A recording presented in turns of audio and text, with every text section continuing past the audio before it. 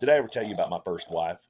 I was coming home from work one day and wanted to stop by the dumpster behind Mosier's because my cousin Ronnie was selling original recipe quickies. And when they're selling, you got to go get some.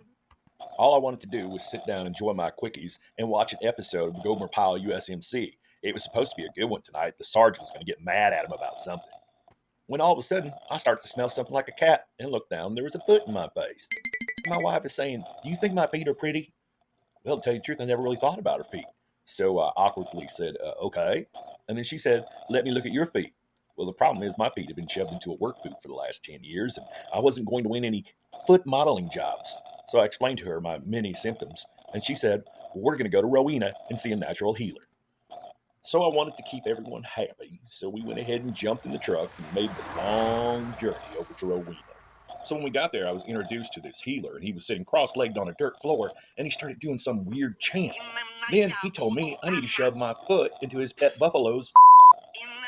So next thing I know, my wife and this shaman are standing behind the buffalo, and they start screaming, "Shove your foot into the buffalo's." Well, I wasn't going to shove my foot into anything, and I left. Shortly thereafter, we got divorced. She married the shaman, and they sent me a Christmas card. What's the difference between your ex-wife and a water buffalo? About 25 pounds. Surprise, surprise, surprise.